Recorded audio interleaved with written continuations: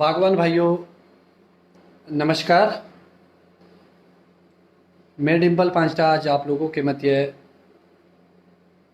बागवानी से संबंधित बातों के एक अति महत्वपूर्ण विषय पर चर्चा करने के लिए और आप लोगों को कुछ ऐसी चीज़ों से रूबरू कराने के लिए उपस्थित हुआ हूँ, ताकि आप लोग ये समझ पाए कि जो मॉडर्न फार्मिंग, मॉडर्न टेक्नोलॉजी या मॉडर्न ज़माने की हम बात कर रहे हैं, उसमें क्या चेंजिंग है। मतलब कोई चीज़ आप के लिए कितनी महत्वपूर्ण हो सकती है, उस संदर्भ में आप उसको आइडेंटिफिकेशन कैसे कर सकते हैं, या आपको अपने सॉइल में, अपने प्लांट हेल्थ के लिए, सॉइल स्ट्रक्चर के लिए किन चीज़ों की ज़रूरत है और कैसे फंक्शनिंग होती है, चाहे सॉइल सैम्पलिंग को लेके या फिर जो भी चीज़ें आज हम डिस्कस करेंगे, निचोड़ हम बाद में भी निकाल सकते हैं। तो मैं आज आप लोगों को मेरे परम मित्र और हमारे पीजे के साथी सहयोगी मेंबर डॉक्टर ब्रजेश कमल जी से मिलाना चाहूँगा। तो अब आप आगे डॉक्टर साहब को ही बोलते हुए सुनेंगे और आपको ये हॉर्टिकल्चर और एग्रीकल्चर से संबंधित महत्वपूर्ण जानकारियाँ आप लोगों से साझा करेंगे। डॉक्टर साहब। Thank you sir. पांचा साहब, आपका वेलकम, स्वागत। किसान साथियों, आप सभी का स्वागत। आप अभी हमारे साथ एग्री क्लिनिक डायग्नोस्टिक और सॉल्यूशन सेंटर सोलन में है। Agree clinic diagnostic solution centre, शायद आप लोगों को पता भी होगा, ये एक ऐसा प्रयास है जिसके माध्यम से हम किसानों को बीमारी जांच, मिट्टी जांच, पत्ता विश्लेषण और इसके अलावा मित्र जीवाणु संवर्धन, यानी जो हमारी मिट्टी में कुछ मित्र जीवाणु है जिनका रोल एस्टेब्लिश्ड है, उनके ऊपर हम लोग काम करते हैं। और ये काम हम किसान साथियों, मैं आज आपको अपनी माइक्रोबायोलॉजी लेबोरेटरी में कुछ महत्वपूर्ण जीवाणुओं के बारे में बताना चाहूँगा जी। आप जानते हैं जैसे ट्राइकोडर्मा होता है, ये मित्र फफूंद है जिसको अगर आप पनपाते हैं अपने खेतों में तो ये बहुत सारी बीमारियों के साथ लड़ता है और ये बहुत पहले से आप जानते हैं। कुछ जीवाणु ऐसे होते हैं जैसे मेटराइजियम है या फिर बवेरिया बेसियाना है, ये भी आप इनके बारे में काफ़ी नॉलेज रखते हैं और ये भी कुछ कीटों के ऊपर प्रभावशाली होते हैं। तो मैं ये बताना चाहूँगा कि जैसे ये देखिए, यहाँ पर हमने ये पेट्री प्लेट पे एक जीवाणु है जी, जिसको हम लोग बोलते हैं बवेरिया बेसियाना। बवेरिया बेसियाना हम लोगों ने, ये शुद्ध कल्चर है जिसको हमने एक पोटैटो डेक्सट्रोज एगर, ये सॉलिड मीडियम होता है जिसके ऊपर हमने उगाया है। ये जो जीवाणु है बवेरिया बेसियाना, ये स्प्रे किया जा सकता है और बहुत सारे कीटों को ये बीमार भी करता है, जिनमें से वुलिया पैलाफिड एक है। कुछ तरह के सुंडियाँ जो होती हैं उनको भी बीमार करता है ये, और अन्य तरह के एफिड, जैसिड, थ्रिप्स, यानी जो पौधों के ऊपर कीट आते हैं उनको ये बीमार करने में सक्षम होता है। दूसरा ये जो जीवाणु है ये है मेटराइजियम एनिसोप्लिए भी बोलते हैं। जो मेटराइजियम है ये भूमि में रहने वाले कीड़े, बीटल, ग्रब्स और बोरर को ये बीमार करने में सक्षम होता है। ये भी प्योर कल्चर है। आज जो मैंने आपको इसके बारे में बताना है वो मुख्य जो बात है वो है जी लाइव कल्चर। जैसे किसान साथियों, आप चाहें तो इन जीवाणुओं को आप खुद ही अपनी मैं कहूँगा कि खेत में अपने ड्रम में इनको तैयार कर सकते हैं। उदाहरण के तौर पर आप सर इधर आइए, ये हम लोगों ने यहाँ पर ये मेटराइजियम का कल्चर तैयार किया है जी। बड़ी फ्लास्क है और इस फ्लास्क में जो लाइव कल्चर यानी जिंदा जीवाणु है वो हम आपको किसान को उपलब्ध करवा सकते हैं। जैसे उदाहरण के तौर पर ये हम लोगों ने ये एक लाइव कल्चर है जी, ये बवेरिया बेसियाना। बवेरिया बेसियाना मात्र इतना सा आपके लिए काफ़ी हो जाता है, जिसको आप अपने खेतों में आसानी से उगा सकते हैं। जैसे ये जो बवेरिया बेसियाना है, ये वाला, ये बवेरिया बेसियाना हमने यहाँ उगाया है जी। आप देख सकते हैं ये बवेरिया बेसियाना। इस बवेरिया बेसियाना को हमने जिंदे जीवाणु को इसमें पैक किया है और अब किसान इसको इतने से को अपने बड़े ड्रम में मल्टीप्लाई कर सकता है और उसको फिर 2, 3, 4 बार इस्तेमाल कर सकता है। किसान साथियों, इसका क्या फ़ायदा है? जैसे आप यहाँ देखेंगे ये ट्राइकोडर्मा है जी, ये भी ट्राइकोडर्मा आप लाइव कल्चर ले जा सकते हैं। इसकी क्या विशेषता है पांचा साहब, मैं ये बताना चाहूंगा जी। बिल्कुल लाइव जी, कल्चर। बिल्कुल। सर ये लाइव कल्चर्स देखिए, सबसे पहले तो आप छोटी सी मात्रा को, क्योंकि जिंदे हैं भोजन के ऊपर है, तो इनको आप बड़ी आसानी से तो ट्रांसपोर्ट कर सकते हैं जी, ले जा सकते हैं। दूसरा, इन जीवाणुओं को अगर आप तुरंत इस्तेमाल नहीं करते हैं तो इनको सक्रिय आप फ्रिज में भी रख के सक्रिय कर सकते हैं। और तीसरा, जब आपके पास समय हो तो आप इसको अपने खेतों में, जहां पर पानी का तापमान 15 से 20 डिग्री के आसपास हो, वहां पर इसको अच्छी तरह उगा भी सकते हैं। इसका एक जी, आप पकड़िएगा इसको, आप कर लेंगे, प्रॉब्लम तो नहीं ना? नहीं नहीं। जी। तो सर इसका एक प्लस पॉइंट क्या है जी, कि किसान अगर एक बार इसको ले लेता है तो वो कई बार इसको मल्टीप्लाई कर सकता है। उसको जरूरत नहीं है कि वो 5 ड्रम 10 ड्रम 20 ड्रम की उसको दवा लेनी होती है। 1 ड्रम में लें, उसमें पानी लें, और उसमें इसके लिए कुछ पोषक तत्व तो चाहिए होते हैं। कुछ आपको पता है, शुगरी सॉल्यूशन, जैसे गुड़ डाल सकते हैं हम लोग। इसके अलावा हम इसमें आलू का मिश्रण भी डाल सकते हैं, उबाल के बेसन भी, हाँ, वो प्रोटीन का सोर्स होता है, वो डाल सकते हैं। और किसान एक बार लाइव कल्चर को अगर लेता है तो खुद तैयार भी कर सकता है। और इसकी प्योरिटी आप चेक कर सकते हैं जी। आप जब इसको उगाएंगे तो आपको आपके ड्रम में भी लगभग, जैसे बवेरिया वैसियाना जो है वो आपको सफेद रंग का मिलेगा, मेट्राइजम आपको हल्का सा ये जो ब्राउन जैसे रंग का मिलेगा, और जो ट्राइकोडर्मा है वो जो ट्राइकोडर्मा है, देखिए ये ग्रीन जैसे कलर का होगा सर, ये हरे जैसे रंग का होगा जी। तो कुल मिलाकर हमारा प्रयास है कि हम किसानों को ये जो जिंदा कल्चर है वो दें, ताकि वो आसानी से इसको उगा सके। दूसरा, इसके बारे में जो मैं और बात आपको कहना चाहूंगा कि जो ये जीवाणु है ये लोकल आइसोलेट से, ये हम लोगों ने यहाँ के लोकल वातावरण से लिए होते हैं।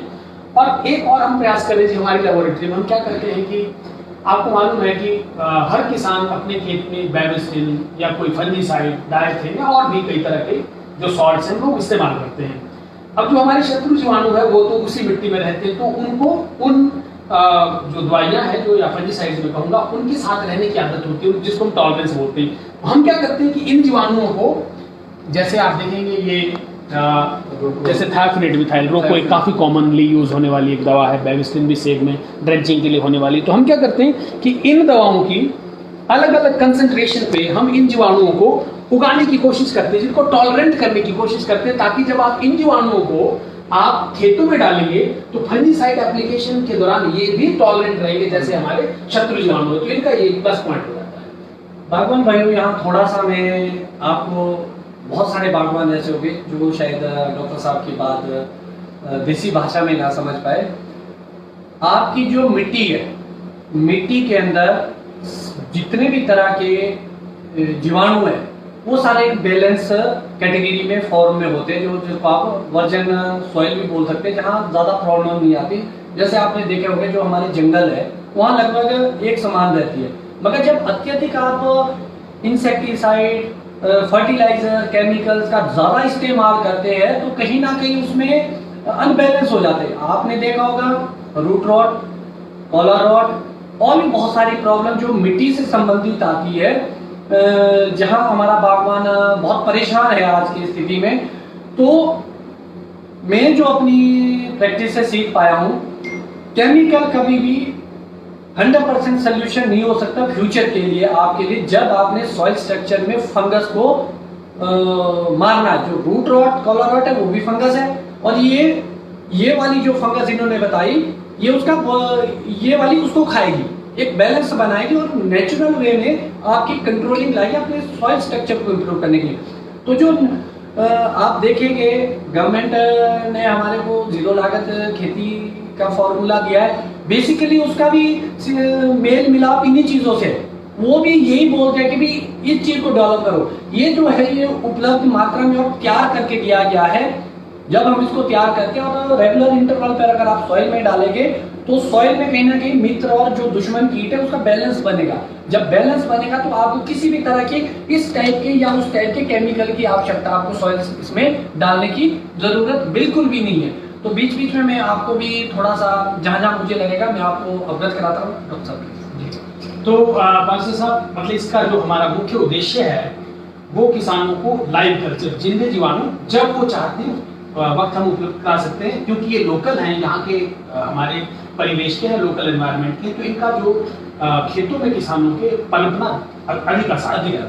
और एक चीज मुझे बताइए जी, ये जो एक है इससे इसको चलो मुझे तो ज्ञान है, मगर बागवानों को ज्ञान होना चाहिए कि पहले आप कितने पानी में तैयार करेंगे या पूरे ड्रम में एक साथ तैयार करेंगे, ये भी कंफ्यूजन रहता है। जी, प्लीज उस पे, और कितनी बार यूज करेंगे मतलब उस पानी को। जी देखिए सर, ये जो मात्रा है लगभग 25 ml ट्राइकोडर्मा या सूडोमोनास या राइजोबियम, जो भी मित्र जीवाणु है उसकी लगभग 25 ml मात्रा देते हैं हम, जो शुरुआत में कम से कम अगर आप चाहें 10 लीटर में इसको तैयार कर सकते हैं, एक जगह पर तैयार कर सकते हैं थोड़े बड़े, जी थोड़े बड़े बर्तन में। और उसके बाद फिर आप उसको 200 लीटर, कोई ऐसी जरूरत तो नहीं कि प्लास्टिक का हो, लोहे का जी हो, नहीं, ऐसा नहीं, कोई भी आप ऐसा बर्तन ले सकते हैं, कोई भी छोटा बड़ा बर्तन मिले, जो इजीली आपको मैक्सिमम हमारे को प्लास्टिक की प्लास्टिक बकेट से मिल जाती है जी। मैक्सिमम घर में जी।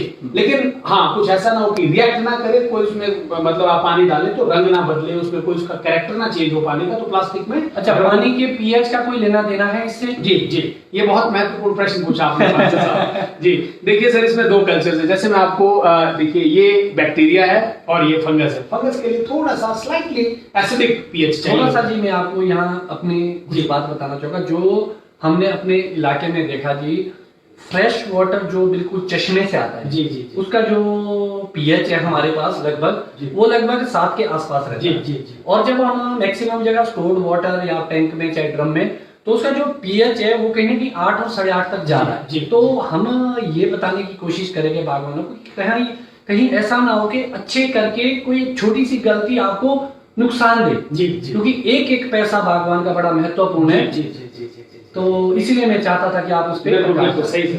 देखिए किसान साथियों, फफूंद के लिए जैसे खास तौर पर ट्राइकोडर्मा है, या फिर आपका बवेरिया बैसियाना है, या फिर मेटराइजियम है, इनके लिए तो पीएच हल्का सा स्लाइटली एसिडिक चाहिए, 7 से कम या 7 भी चलेगा, पर फंगस वैसे स्लाइटली एसिडिक में अच्छे ग्रो करते हैं।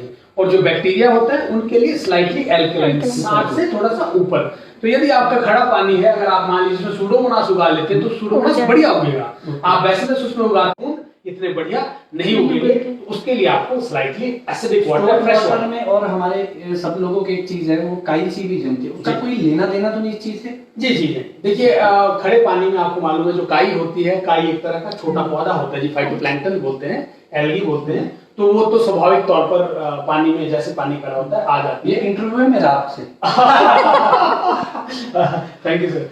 तो मेरे कहने का मतलब क्या है कि उसका कोई इतना आपके इनकी ग्रोथ पे प्रभाव नहीं पड़ेगा, क्योंकि फंगस भी एक पौधा है और वो काई भी एक पौधा है। काई खुद भोजन बना लेती है और फफूंद खुद भोजन नहीं बना पाती है। तो काई का एक फायदा जरूर है कि अगर वो काई है उसमें तो कुछ तरह के पोषक तत्वों को बनाकर पानी को रिच कर देती है, तो वो फंगस के लिए एक तरह का पोषक तत्व भी है। बागवान भाइयों, आप लोग जुड़े रहे। आज बहुत सारी चीजों पे आज तक आप लोगों ने मुझे बहुत बार बोलते हुए सुना, मगर हम अपनी प्रैक्टिस से बने।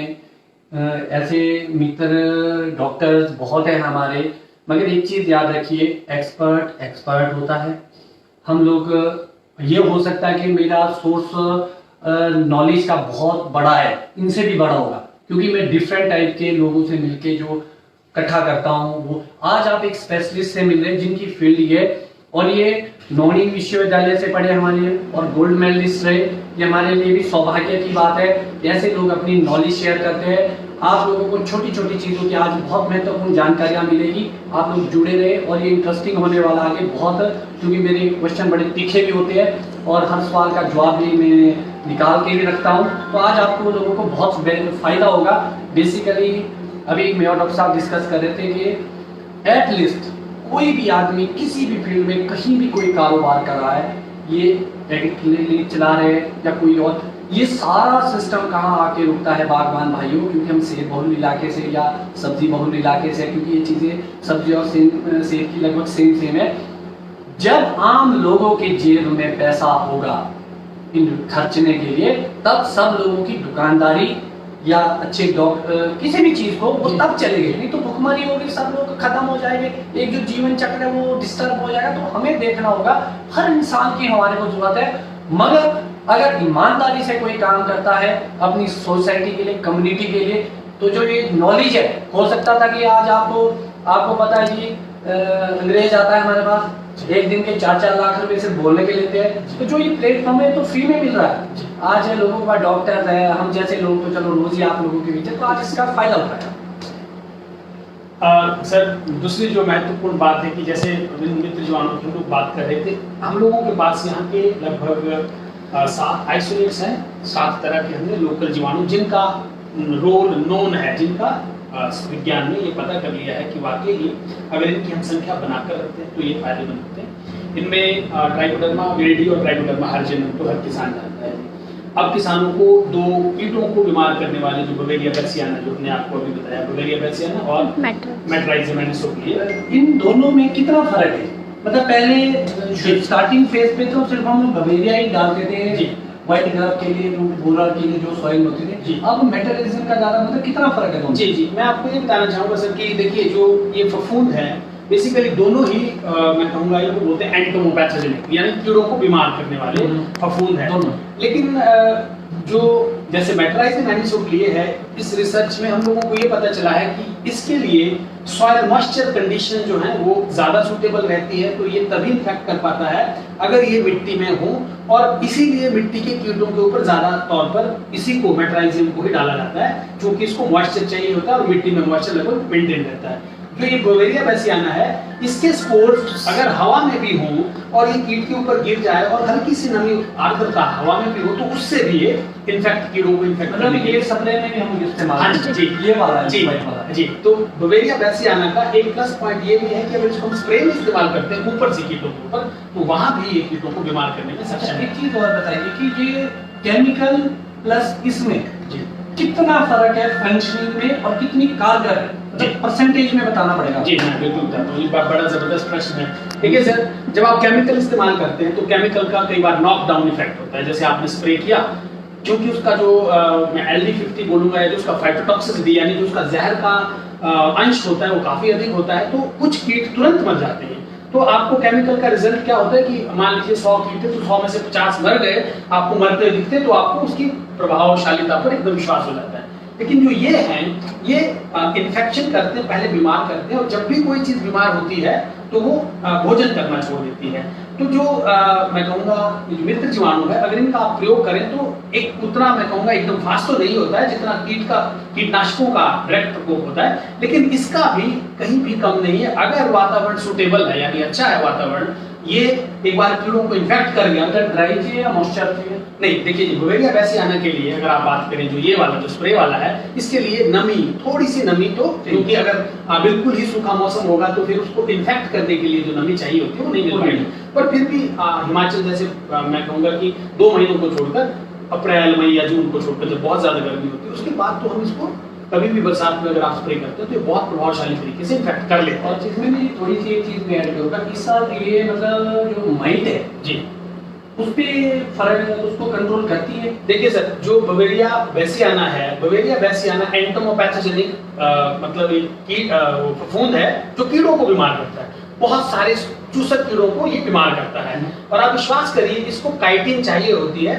माइट में जो काइटिन का कंटेंट हल्का सा कम होता है और कीड़ों की अपेक्षा, लेकिन ये प्रभावशाली तरीके से उसको इन्फेक्ट करेगा और कुछ पॉपुलेशन को जरूर कम करेगा। और प्राकृतिक तौर पर जो पॉपुलेशन कम होती है उसका लंबे समय तक प्रभाव होता है। कीटनाशकों के द्वारा की गई पॉपुलेशन जो कम की जाती है उसका शॉर्ट टाइम को फर्क ही मिलता, छोटे समय। तभी मैं बोल रहा था कि इस साल क्या हुआ, जो बवेरिया हमारी माइट है जी, कई जगह कई एरिया में, इवन हमारे साथ ये हुआ कि 4 से 5 स्प्रे करनी पड़ी जी, फिर जाके कंट्रोल हुई, नहीं हुई, कुछ रह भी गई। मतलब हम ये देख रहे हैं, ऑब्जर्व कर रहे हैं, जितना ज्यादा हम कर रहे हैं। परसों संगीता भारद्वाज भी पहुंचे थे हमारे ऑर्चर्ड में, उनसे भी डिस्कस करा, वो तो इसी की विशेषज्ञ, तो उन्होंने भी मुझे एक चीज बताई कि एक टाइम, मुझे कितना शायद यही बताया उन्होंने, कि विदेशों में एक टाइम वहाँ भी कंट्रोल से बाहर हो गए केमिकल से। तो कहीं ना कहीं हमारा तो ये भी देखना पड़ेगा कि सेकंड ऑप्शन क्या है हमारे पास। जब दवाई बेअसर हो जाए तो आपके पास एक ऑप्शन हो सकता है, क्या हम ये बवेरिया वगैरह जो फंगस है उसको डाल के हम केमिकल पर उपलब्धता अपनी कम कर सकते हैं? बिल्कुल कर सकते हैं सर। देखिए एकदम तो अगर मैं कीटनाशकों का मान लीजिए 4 स्प्रे का इस्तेमाल करता हूँ अपने माइट को कंट्रोल करने के लिए, और मैं अगली स्प्रे मान लीजिए बवेरिया बैसियाना की करता हूँ, तो फार्मर उसको उस तरह से तो ना ले इंसेक्टिसाइड की तरह। लेकिन हम क्या कर सकते हैं, इसको शेड्यूल में इंटीग्रेट कर सकते हैं। और कितने दिन का गैप रहेगा केमिकल के और इसके बीच? देखिए जी, सामान्यतः किसी भी अगर जो मैं कहूँगा फफूंद जो है, इसको कीट को बीमार करने के लिए 4 से 7 और 15 दिन तक का समय रहता है। अच्छी परिस्थितियों में 4 दिन में, और बुरी से बुरी परिस्थितियों में, सूखी परिस्थितियों में 15 दिन में भी, जिसको हम इंक्यूबेशन पीरियड बोलते हैं, अटैक करने का, जो इन्फेक्शन करने का समय होता है। तो कम से कम अगर 7 दिन का हम फैसला डाल देते हैं, गैप डाल देते हैं, तो इसका प्रभाव मिल सकता है। तो आज मैंने अगर स्प्रे की तो 7 दिन बाद इसको इस्तेमाल कर सकते हैं, या अगर आज मैंने इसको इस्तेमाल किया तो इसके 7 दिन बाद ही मगर इसमें मैं एक चीज़ और ऐड करूँगा, जो हमारे लोकेलिटी में आप बहुत सारी जगह पे कुछ लोग ऑर्गेनिक खेती की बातें करते हैं या कर रहे हैं लोग, तो अंदर से कुछ रिपोर्ट्स ऐसी नेगेटिव आती है कि जैसे माइट है या किसी और चीज़ के लिए वो लोग, उनकी डिपेंडेंसी भी दूसरे फेज में, ये फेज दिख रहा है, ये नहीं दिख रहा, उसमें वो केमिकल पे जा रहे हैं जी, माइट को लेके भी जी, स्कैब को लेके भी जी, या किसी और मैनेजमेंट के, वो 100% ऑर्गेनिक पे नहीं जा पा रहे। जी, जी। तो कहीं ऐसा ना हो जाए कि हमारा बागवान इसी चीज पे रहा और कंट्रोल नहीं। और एक बड़ी चीज है कि जो पड़ोसी है हमारे, आप तो मैनेज इस तरीके से कर रहे हैं, वो नहीं कर रहे, तो क्या इसका वो भी कंसर्न है कि भाई अगर आप करेंगे तो मैनेजेबल हो जाएगा फिर भी? देखिए सर, जो ऑर्गेनिक फार्मिंग है, ऑर्गेनिक फार्मिंग को अगर आप मतलब मैं कहूँगा प्रॉफिटेबल फार्मिंग के साथ सीधा कंपेयर करेंगे कि एकदम आपको ऑर्गेनिक फार्मिंग करके तुरंत वो जो क्वालिटी और प्रॉफिटेबिलिटी मिलेगी, वो इतना जल्दी संभव नहीं है। क्योंकि जो ऑर्गेनिक फार्मिंग है, जो आपके इनपुट्स हैं वो नेचुरल है, और नेचुरल एक प्रोसेस, वो एक प्रक्रिया है, और उस प्रक्रिया में आपको जैसे बीमारी की अगर मैं बात करूं तो उसका लेवल लाने में कुछ समय लगेगा, नंबर 1। दूसरा, आपको जैसे खास तौर पोषक तत्व की आप बात करें कि एक तरफ वो जैसे माइट ही मारना है तो कहीं पर केमिकल की इस्तेमाल भी करने की जरूरत पड़ सकती है, कहीं पर आप फर्टिलाइजर भी डालेंगे। तो मेरा सिर्फ यही कहना है किसानों को कि ऑर्गेनिक एक विकल्प है, इसको पूरी तरह से इसके ऊपर मेरे ख्याल आश्रित होना, डिपेंडेंट होना मेरे ख्याल एक कमर्शियल फार्मर के लिए रिस्की रहेगा। तो इंटेग्रेटेड अगर मिलजुल कर हम चले तो वो मेरा भी ज्यादा फोकस इसी पे रहता है कि अगर आप 40, 60, 70, 30 का बैलेंस भी बनाते हैं तो आपके लिए बहुत है जी। क्योंकि मैंने भी नहीं देखा जब अपनी लाइफ में कोई विदेशों में ऑर्गेनिक सेब उगा रहा है और सारा उगा रहा है, तो हो सकता है क्लस्टर वाइज छोटा छोटा कोई कोशिश करा होना, मगर ये पॉसिबल भी नहीं है, ये आपको भी पता है। सर प्रॉफिटेबल हमने उगाना है और इजीली उगाना है, और मैं कहूँगा कि मिनिमम इनपुट डालकर उगाना है और अपने लिए कॉम्प्लिकेशन नहीं करनी है। हम सिर्फ ऑर्गेनिक इसलिए करें कि कॉम्प्लिकेट कर दे चीजों को, अपना मुनाफा घटाएं, ऐसा करने की बिल्कुल जरूरत नहीं है। ये जो सारी अभी हमारी डिस्कशन हुई, इसका मुख्य उद्देश्य क्या है कि किसान केमिकल्स का इस्तेमाल करें जहां जरूरत है, जहां आपको नॉकडाउन इफेक्ट चाहिए। अभी शेर आपके घर आएगा तो अगर आप सोचेंगे कि मैं इसको डरा धमकाकर, वहां आपको बुलेट की जरूरत पड़ सकती है।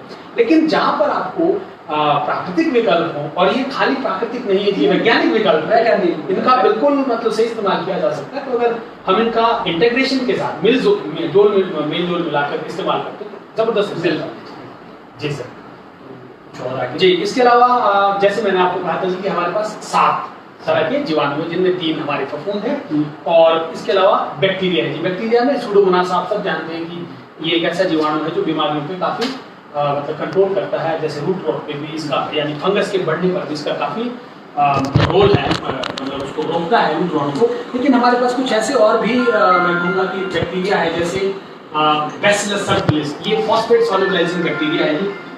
मैं आपको दिखाना चाहूँगा, जो फॉस्फोरस है, फॉस्फेट सॉल्युबलाइजिंग बैक्टीरिया है बैसिलस। ये स्ट्रेप्टोमाइसिस है जी, ये सॉइल कॉलोनाइजर है। मैं आपको, ये बैक्टीरिया हर किसान जानता है, ये राइजोबियम है, मटर वगैरह में इस्तेमाल होता है। और ये है जी वो बैसिलस सबटिलिस। देखिए बैसिलस सबटिलिस की सर एक बहुत जो ज़रूरी बात है, ये क्या करता है कि फॉस्फोरस को घोलने में ये सफल होता है। और आप जानते हैं जी, जैसे फॉस्फोरस क्या होता है कि हम चाहे आप डायमोनियम फॉस्फेट, डीएपी या सिंगल सुपर फॉस्फेट या फॉस्फोरस की कोई भी 12, 32, 16, 15 ये जो फॉर्म होती है P2O5 फॉस्फेट, ये क्या होता है कि मिट्टी में फिक्स होना शुरू हो जाता है, वक्त के साथ ये फिक्स होना शुरू हो जाता है और ये घुलनशील नहीं रहता है। तो आप जैसे माइक्रोराइजर और एक लेयर सी बना देता है। हाँ जी, मतलब मिट्टी में ये फिक्स हो जाएगा सर, इसको मिनरलाइजेशन भी बोलते हैं। तो देखिए इसको घोलना, और पौधे को कोई भी चीज पौधे को जो उपलब्ध होती है वो पानी में घुलनशील होनी चाहिए। पानी में कोई भी फर्टिलाइजर है या कोई भी पोषक तत्व, जब तक वो पानी में नहीं घुलेगा पौधा उसको नहीं ले सकता। तो तो बैसिलस सबटिलिस और बैसिलस पॉलीमिक्सा और बैसिलस वेजिटेरियस, ये जो 3 स्पीशीज होती हैं, इसको घोलने में सक्सेसफुल होती है, जो घोल के पानी में उपलब्ध हो जाती है और फिर वो पौधे को मिलती है। तो ये एक ऐसा विकल्प है, बहुत अच्छा विकल्प है फास्फोरस को घोलने का। और किसान बैक्टीरिया को तो एक इसको तैयार करना भी बड़ा आसान होता है, ड्रम में 2-3 दिन 4 दिन में ही तैयार हो जाते हैं और आप एक साल में इसको 10 बार इस्तेमाल कर सकते हैं। जब भी मौका मिले 1 लीटर डाल लीजिए मिट्टी में, 5 लीटर डाल दीजिए, 10 लीटर डाल दीजिए, एक भाग इसका लीजिए, 10 भाग पानी के डालिए, तो धीरे धीरे आप देखेंगे कि आपकी फास्फोरस की उपलब्धता भी अच्छी हो जाती है। इस तरह से राइजोबियम, खैर ये सब्जी वालों के लिए और मटर वगैरह आदि दलहन प्रजाति के लिए इस बैक्टीरिया की लाइव कल्चर्स को हम देते हैं। एक जो मैं आपको ये बताना चाह रहा हूँ जी है स्ट्रेप्टोमाइसिस। ये स्ट्रेप्टोमाइसिस एक तरह का बैक्टीरिया ही होता है, फिलामेंटस बैक्टीरिया होते हैं, ये फंगस की तरह इसके बाल जैसे होते हैं, मतलब फिलामेंट्स होते हैं। ये बहुत अच्छा कॉलोनाइजर होता है, खास तौर पर अगर आप नई प्लांटेशन कर रहे हैं, जो वैज्ञानिक लोग हैं, अगर आप नई खेती या नया खेत आपने तैयार किया है और आपको भी लगता है कि वो मिट्टी स्वस्थ, तो अगर आप वहां पर इन एक्टिनोमाइसिट्स की, एक्टिनोमाइसिस बोलते हैं वैज्ञानिक भाषा में, स्ट्रेप्टोमाइसिस इसका स्पीशीज है, वो जेनरा है।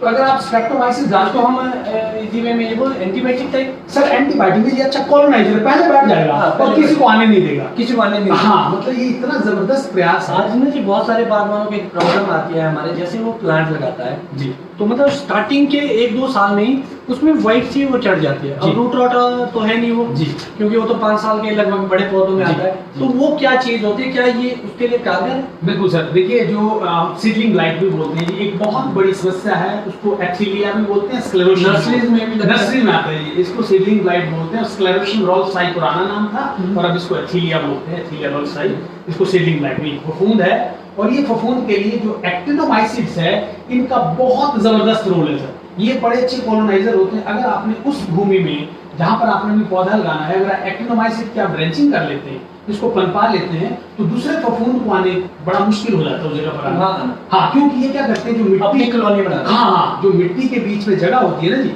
जिसके अंदर ऑर्गेनिक मैटर और जीव रहते हैं, मतलब शेर का इलाका, हाँ जी जी, उसमें ये कॉलोनाइज करते हैं।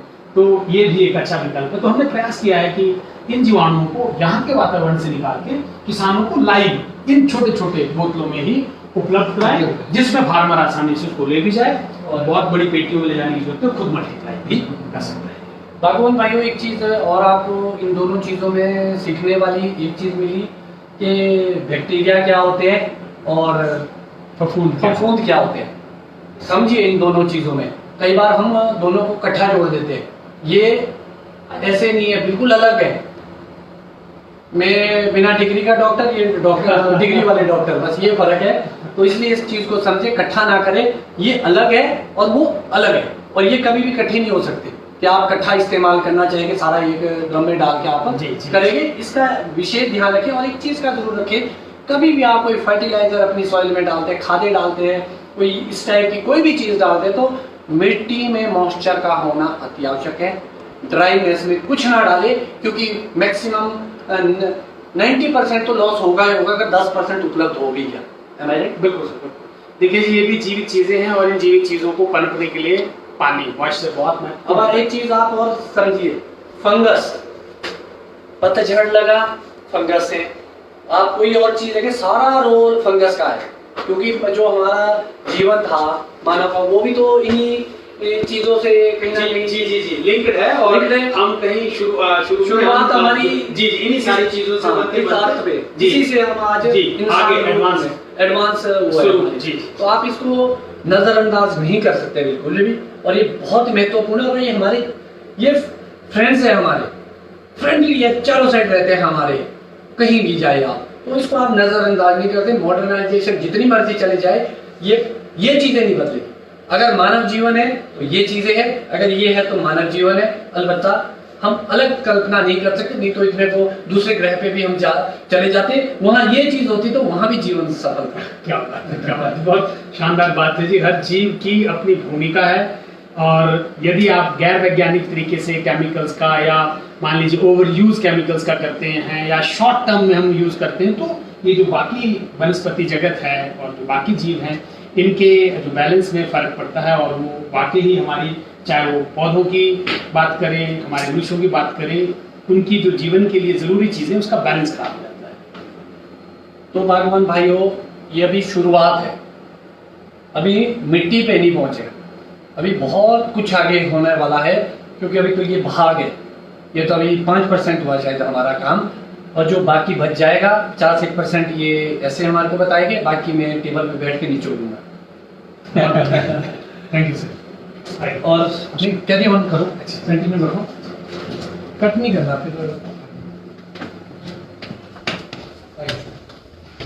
ये वाले भाग में आप जी सॉइल, हाँ सॉइल, बिल्कुल जी सॉइल, और इधर अगर पहले सॉइल पे चले। हाँ सॉइल पे चलते पहले ना, ये बाद में करेंगे।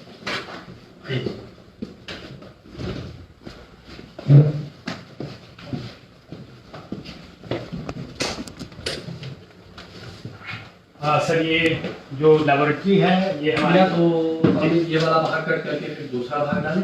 हाँ ऐसा भी, क्योंकि मेरे ख्याल बागवान भाइयों, ये जो हमारा ये वाला भाग था, क्योंकि ज्यादा लंबी वीडियो हो जाएगी, शॉर्ट टर्म में आपको अलग अलग देखने को मिलेगी। इसको लाइव को हम अभी यहाँ क्लोज करेंगे, दूसरे भाग में ये करेंगे, और तीसरे भाग में हम बैठ के डिस्कशन करेंगे डॉक्टर साहब के साथ।